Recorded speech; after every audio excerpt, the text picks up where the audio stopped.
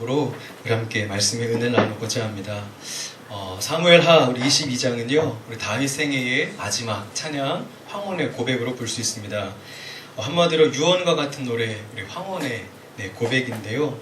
70세가 넘어서 썼던 찬양시입니다. 우리 악기팀 들어가 주시면 됩니다. 들어가 주시면 됩니다. 들어가는 게 아니고요. 오늘 예배 시간 조금 단축해야 돼서 PPT에도 어차피 빠져있더라고요. 자, 그래서 70세가 넘어서 쓴 이 시인데요, 잘 읽어보면 굉장히 큰 생동감이 있는 찬양입니다. 자, 이처럼 하나님을 믿고 섬기는 모든 주의 백성들에게는 나이와 상관없이 이런 청춘과 젊음, 열정이 있는 줄로 믿습니다. 다윗은 일평생을 하나님과 동행했는데요. 자, 특별히 오늘 이걸 우리가 읽은 사무엘하 22장은 전체를 한번 나중에 시간 내서 보셨으면 좋겠습니다. 오늘은 시간상 10절까지 짧게 잘랐는데요. 한번 꼭 읽어보시기 바랍니다.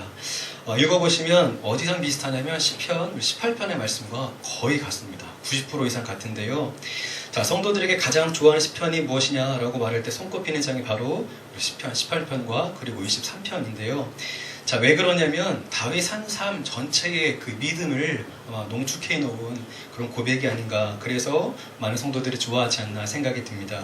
자, 오늘 말씀을 통해서 날마다 새로운 고백 가운데에 우리 주님을 찬양하는 우리 성도들의 삶이 되시길 바랍니다. 자, 오늘 말씀을 통하여서 우리가 알 수 있는 것은요, 우리 하나님을 사랑하는 삶을 우리가 좀 본받았으면 좋겠습니다. 사무엘하 오늘 읽은 말씀에는 나타나진 않지만 우리 시편 18편에 처음 나오는 그 고백이 있는데요. 우리 맨 위에 줄이죠. 함께 읽겠습니다. 시작. 나의 힘이 되신 여호와여, 내가 주를 사랑하리라. 아멘. 자, 오늘 말씀에 시작하지 않지만 똑같은 구절인데요. 18편에는 내가 주를 사랑하나이다 라는 고백이 추가가 되고 있습니다. 자, 이게 무슨 얘기냐면요, 다윗의 모든 삶의 원동력, 그리고 하나님 앞에 헌신했던 그 원동력이 바로 하나님 사랑이 모든 것에서 시작되었다는 그 근원이라는 것입니다. 자, 그래서요, 보통 사람들 같으면요, 여호와를 묵상할 때 어떻게 하냐면, 여호와께서는 나로 하여금 부족함이 없게 하셨다, 그래서 주님이 나의 목자 되십니다라고 고백을 하는데요. 자, 그런데 보통 사람들의 하나님이 나의 목자가 되신 이유가 무엇이냐면, 그쵸, 나를 채워주시니까, 나의 부족함을 없게 하시니까 라는 단서 조건, 나를 부족함이 없게 하시니까 하나님이 나의 목자 되십니다 라고 하는데요. 다윗은 그렇게 하지 않습니다. 어떻게 해요? 여호와는 나의 목자이십니다. 내가 주님을 사랑합니다. 어떤 조건에 붙기 전 이것을 먼저 고백하라는 것이죠. 자, 그래서 어떻게 됩니까? 이후에 쭉 고백을 하죠. 하나님 이렇게 저렇게 고백을 합니다. 그런데 다윗은 아무것도 따지지 않고요, 이렇게 바로 사랑과 여호와를 고백하는데요. 자, 우리 성도님도 이와 같이 우리 고백의 질서가 바뀌었으면, 그리고 온전히 잡혔으면 좋겠습니다. 무엇을 받았기 때문에 여호와를 사랑하고 따라가는 것이 아니라 하나님 그분만으로, 예수님 그분만으로 우리가 순종하며 따라갈 수 있기를 바랍니다. 오늘 말씀을 보면요, 우리 하나님을 10가지의 비유에서, 은유를 사용해서 이렇게 표현하고 있는데요. 여호와는 나의 반석입니다, 쭉쭉 해서 나의 구원자이십니다까지 고백을 하는데요. 성도님들도 이 말씀을 가능하면 우리 암송하셨으면 좋겠습니다. 자, 그런데 재미있는 건 무엇이냐면요, 이 다윗의 모든 고백 가운데 뭐가 붙냐면 나의 나의 다 붙습니다.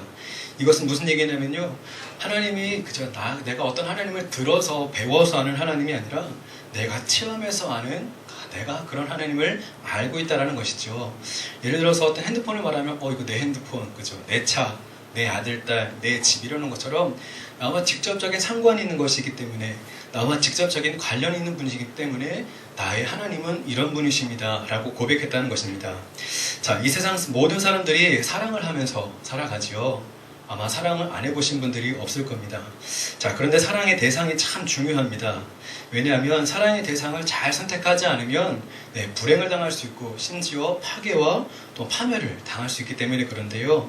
자, 불행한 사람의 특징은 잘못된 것을 사랑하기 때문에 그래요. 그래서 잘못된 것을 사랑하다가 영생도 잃고요, 또한 사랑하지 말아야 될 것을 사랑하다가 우리 구원의 감격, 은혜를 잃어버리기도 합니다. 자, 그러므로 사랑의 대상이 중요한데요. 우리 시편 16편 4절도 조금 자르긴 했는데요, 말씀합니다. 다른 신에게 예물 드리는 자는 괴로움이 더할 것이라.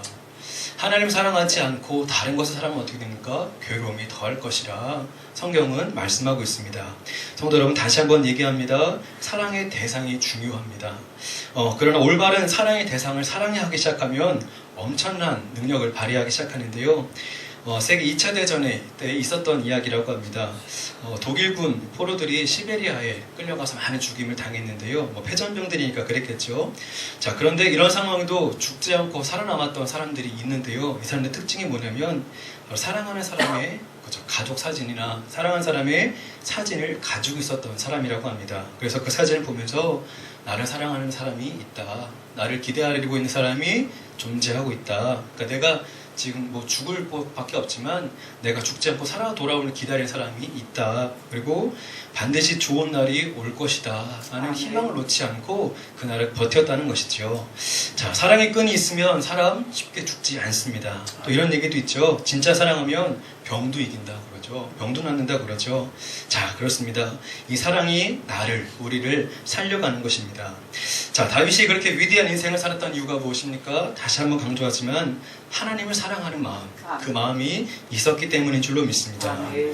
신약에 와서 부활의 주님이 베드로에게 찾아오시죠. 그런데 예수님께서 찾아오시자마자 구차하게 묻지 않습니다. 너 왜 그랬어? 너 미쳤어? 너 또 그럴 거야? 그렇게 묻지 않고요. 뭐라 말하시죠? 요한의 아들 시몬아, 이 모든 것들보다 나를 더 사랑하느냐. 그래서 베드로가 말하죠. 그때도 베드로도 다른 것 구차하게 변명하지 않습니다. 내가 주님을 사랑하는 줄을 주께서 아시나이다. 이렇게 3번 물으시죠. 이렇게 사랑을 하고 확인하고 난 다음에 주님 뭐 하십니까? 내 양을 먹이라. 그리고 그 다음에 모든 것을 다 맡겨주셨습니다. 자, 예수님께서 우리에게 딱 한 가지를 요구하십니다. 정말 하나님을 내 생명처럼, 목숨처럼 사랑할 수 있는지. 오늘도 예배 자리에서 묻고 계시고 삶의 자리에서 우리를 요구하신다는 것을 우리가 기억했으면 좋겠습니다. 자, 아브라함도 마찬가지죠. 내가 정말 그 100세에 낳은 독자를 내가 나보다 사랑하느냐. 결국 어떻게 됩니까? 시험을 통하여 확인되니까 하나님께서 다 부어주시잖아요. 약속된 것들 다 이루어주십니다. 자, 그래서 우리도 하나님을 사랑하는 이 한 가지 끝만 온전히 연결되면 모든 것 이겨내고 감당할 줄로 믿습니다. 우리 어거스틴 교부가 이런 말을 남겼는데요. 하나님을 사랑하고 하나님을 사랑하라. 그리고 난 다음에 내가 하고 싶은 대로 하라. 이런 말을 남겼습니다. 자, 사랑은 어찌 보면 자유도 있지만 구속을 동시에 주어요. 사랑은 자유롭게 할 수 있는 힘과 어떤 뭔가 될 것 같은 에너지도 주지만 분명히 사랑의 지배도 있다라는 것입니다. 자, 이렇게 사랑의 지배를 받는 것은 성경은 뭐라고 표현하면요. 성경은 사도 바울 서신에서 은혜라고 얘기합니다. 은혜. 자, 우리가 율법에 있는 것이 아니라 십자가의 은혜로 말미암아 그 사랑 안에서 자유로워라. 그 은혜 안에서 너희가 능력 있게 살아가라 라고 말씀하고 있습니다. 자, 사랑해보셨죠? 사랑을 하면 아름다운 인생을 살아가게 됩니다. 사랑하면 기쁨과 활력이 넘치죠. 또 겉으로 보이는 것 아름다워집니다. 또 사랑하면 언어가 바뀌어요. 아닌가요? 저기 이상한 표정을 지는 사람도 있는데 사랑하면 화장이 달라지고요. 입는 옷이 달라지고요. 분위기가 달라진다는 것이지요. 자, 인생에 어려움이 많지만 중요한 일, 의미 있는 일치고 그렇죠? 대가를 치르지 않는 일이 하나도 없는 것 같습니다. 자, 그런데 어떤 대가를 치를 때 그것을 대가에 치를 수 있는 힘이 어디 있느냐? 바로 사랑이 있습니다. 자, 그런 의미에서 우리 교회가 참 귀한 곳인데요. 자, 오늘날 우리가 살아가면서 우리에게 어떤 아픔이 있습니까? 자녀들의 사랑을 잃은 아픔이 있고요. 부모의 사랑을 잃은 아픔이 있습니다. 또 부부의 사랑을 잃은 아픔이 있고 또 동료로부터의 사랑을 잃은 아픔. 자, 우리는 다 사랑을 지킬 수 없는 그런 불완전한 사람들, 또 그런 상실을 한 사람들인데요. 자, 그래서 인생의 가장 중요한 사랑, 그리고 우리가 그토록 찾고 싶었던 그런 쏟아지는 그런 불완전 사랑이 아니라 진짜 한번 시작되면 멈출 수 없고 끊을 수 없는 또 그 중간에 사라지지 않을 사랑을 받을 수 있는 것이니까 바로 교회인 줄로 믿습니다. 자, 그래서 교회는 사랑을 가르치는 것이고요. 사랑을 배우고요. 사랑을 받는 것인 줄로 믿습니다. 자, 그런데 이것을 실행하기 위해서 가장 중요한 건 무엇이냐? 하나님의 사랑을 먼저 충만히 받아야 한다는 것입니다. 하나님 사랑을 받아야 나눌 수 있고 배울 수 있고 또한 가르칠 수 있습니다. 자, 그리고 그 안에서 머물도록 우리가 노력해야 된다는 것입니다. 우리 옆에 계신 분과 함께 인사했으면 좋겠습니다. 사랑을 배웁시다. 사랑을 배웁시다. 네. 자, 다윗이 이렇게 능력 있게 살았던 방법, 말씀드린 것처럼 하나님의 사랑을 만끽했기 때문인 줄로 믿습니다. 다윗은요, 하나님을 사랑하는 방법이 무엇인지 아는 사람이었어요. 자, 만일 다윗에게 하나님을 사랑하는 것이 없다고 하면 우리와 별반 다른 게 없는 사람이라는 것입니다. 우리도 알고 있죠. 다윗도 하나님에 대한 신뢰와 사랑이 무너지니까요, 그 블레셋에 살리기 위해서 갔다가 침 질질 흘리면서 미친 척하면서 그쵸, 간신히 도망 나오고, 또 훗날에는 왕이 되었지만 하나님에 대한 사랑을 잃어버리니까 자기 마음대로 인구조사하다가 하나님께 큰 벌을 받죠. 자, 마찬가지로 다윗에게 있어서도요, 이 하나님의 사랑을 빼면 우리와 별반 다를 것이 없다라는 것입니다. 성도 여러분, 우리가 정말 하나님 앞에 능력 있는 사람으로 변화될 수 있고 쓰임 받을 수 있는 원인이 있다면 하나님입니다. 하나님 사랑, 하나님 사랑하면 될 줄로 믿습니다. 자, 또 어떤 분야의 탁월한 실력자, 능력자가 되고 싶다면 다른 것보다 하나님 먼저 사랑하세요. 그러면 하나님께서 우리에게 능력을 허락하실 줄로 믿습니다. 그리고 한 번의 사랑이 아니라 삶 속에서 하나님 사랑하는 모습을 여실히 드러낸다면 하나님의 능력을 마음껏 부어주실 줄로 믿습니다. 우리 옆에 계신 분과 다시 한번 인사합시다. 하나님 사랑합시다. 네, 감사합니다. 자, 또 한 가지 오늘 말씀을 통해 배울 수 있는 것이 있다면, 다윗은 모든 것을 기도로 연결할 줄 알았다는 것입니다. 아까 말씀드렸던 것처럼 다윗 삶의 특징이 무엇이냐? 하나님 사랑이라고 했습니다. 그렇죠? 하나님의 이름을 불렀고 생각했고 찬양했고 상상했고 기도했습니다. 다윗의 삶은 철저히 하나님께 젖어 있는 삶이었는데요. 그래서 오늘 본문의 말씀처럼 예수님은 심지어 하나님을 10가지 비유로 말하는데요. 요즘 말로 말하면 제가 이런 표현을 써봤는데요. 오타쿠, 혹시 아시나요? 덕후라고. 그러니까 매니아, 마니아보다 조금 더 중독성이 강한, 젊은 사람들은 아는데요, 오타쿠였던 것 같습니다. 그러니까 어딜 가도 하나님, 뭘 해도 하나님. 자, 그런데 말씀 보면서 다윗 진짜 하나님 오타쿠구나, 하나님한테 빠졌구나 하는 생각이 들었던 비유가 어디냐면요, 바위입니다. 예를 들어서 옆에 계신 분들한테 야, 너 돌 같아, 한번 해보세요. 그 사람 상처받습니다. 뭐 내가 돌이라고? 내가 머리가 돌 같다고? 그렇죠. 우리는 뭐 이렇게 돌 얘기하면 머리가 돌 같다, 딱딱하다, 심지어 그 사람 바위 같다 그러면 앞뒤 꽉 막혀 있고 답답하다는 어떤 비유의 느낌을 주지 않습니까? 자, 그런데요, 다윗은 심지어 이 바위 덩어리를 보면서도 하나님 생각했다는 것입니다.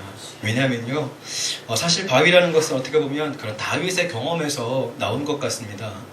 다윗이 왕으로 되기까지 된 이후에도 얼마나 많은 전쟁이 있었을까요? 그래서 그 전쟁 중에 바위 뒤에 얼마나 숨었고, 또 젊은 시절 바위가 널린 산으로도 얼마나 많이 숨고 피했을까요?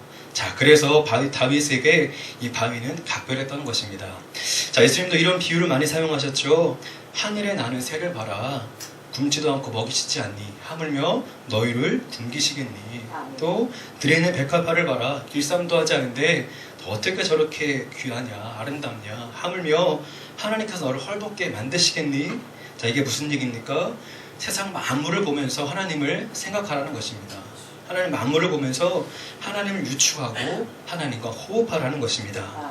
자, 다윗은 그랬습니다. 다윗은 자기가 가지고 있는 어떤 지식, 경험들을요, 그냥 사색거리로 만들지 않았습니다.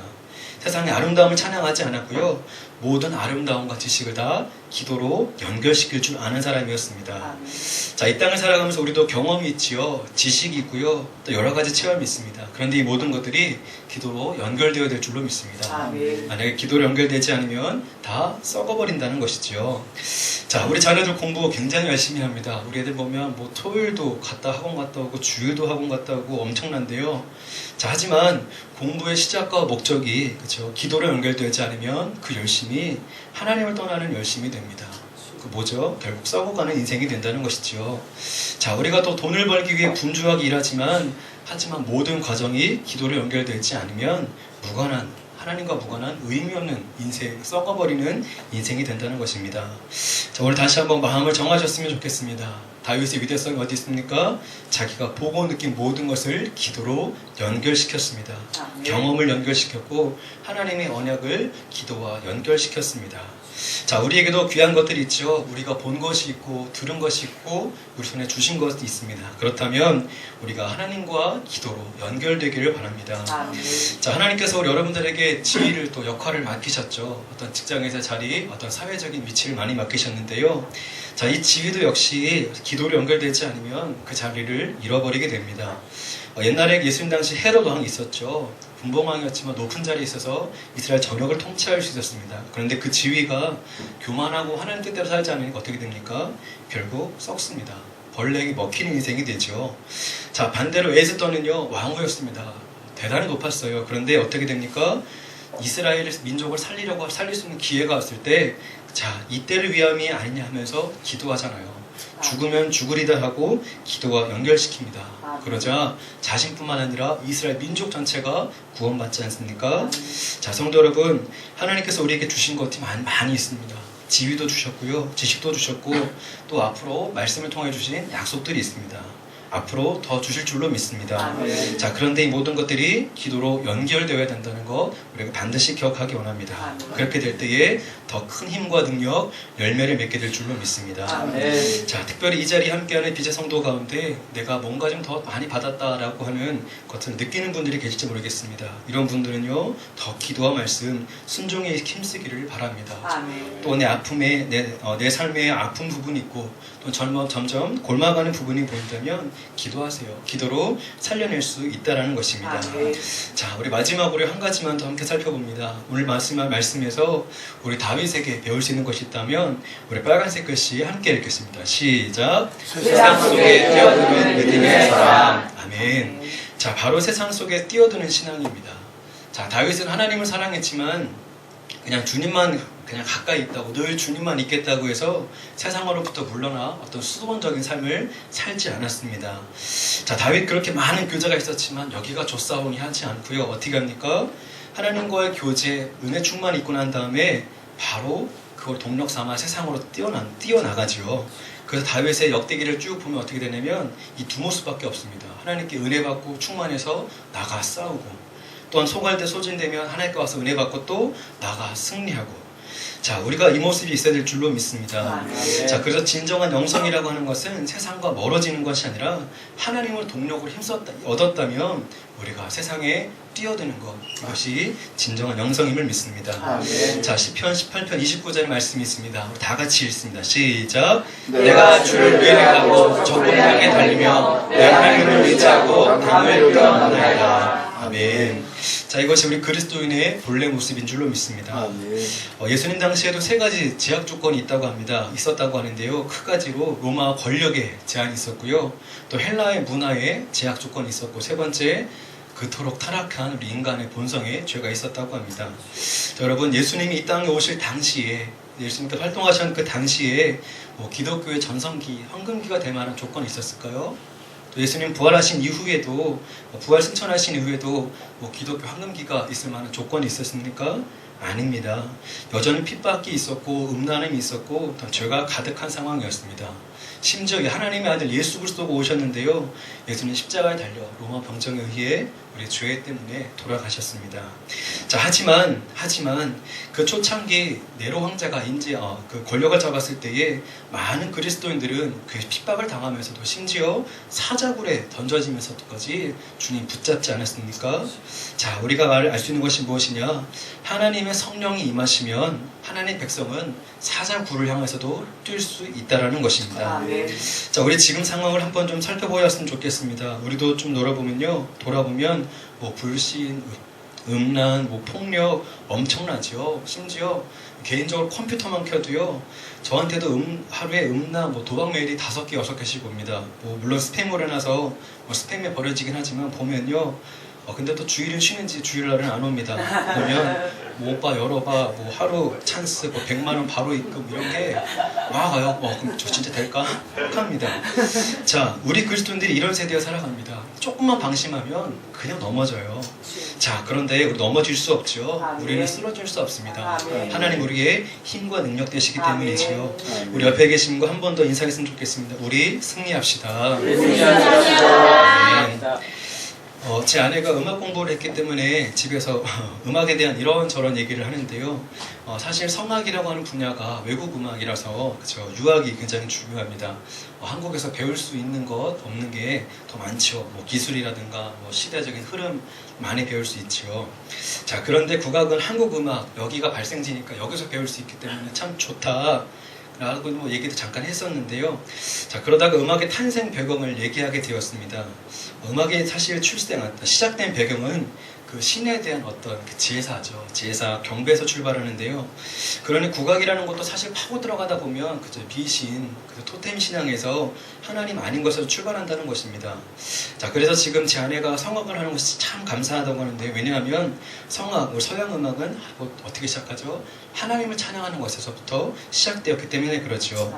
자, 서양 미술도 대부분 거의 90% 이상이 하나님을 경외하는 그 신비로움을 성경의 예화를 그리고 있죠. 자, 그래서 제가 이렇게 생각했습니다. 혜영이 당신은 정말 축복받았습니다. 날마다 예배드리니 그 유학보다 귀한 성악의 근원인 그죠? 예배, 날마다 새벽 예배 드리고 또 같이 사는 그 사람도 그죠? 그 근원을 준비하고 이어가는 사람이니 당신 정말 복 중에 복 받았습니다. 물론 제 생각입니다.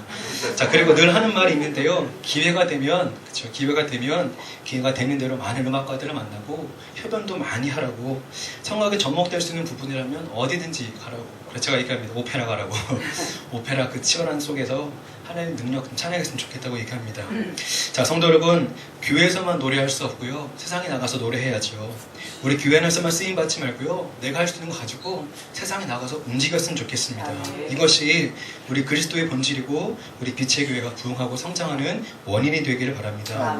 자, 말씀을 정리합니다. 자, 모두가 같습니다. 오늘 1부, 2부, 오늘 오후 예배까지 우리 주신 말씀을 통해서 성장하는 우리 믿음의 성도들, 믿음의 종들 되기를 바랍니다.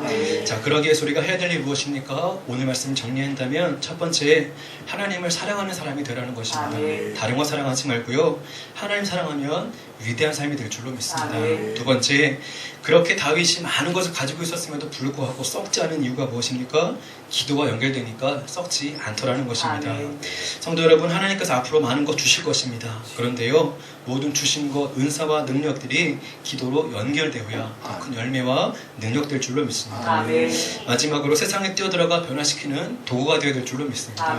물론 지금 연약하죠. 부족합니다. 그러나 하나님께 은혜 받은 우리는요, 우선 세상을 피해서 숨죽여 사는 존재가 아니고요, 사명자로 하나님의 도구로 앞장서서 쓰임받아야 될 줄로 믿습니다. 자, 시작하는 한 주 우리 주님의 능력 붙들고 일상에 뛰어가 들어가 세상을 변화시키는 우리 믿음의 종도로 살아가시기를 우리 주의 이름으로 부탁드립니다. 아멘.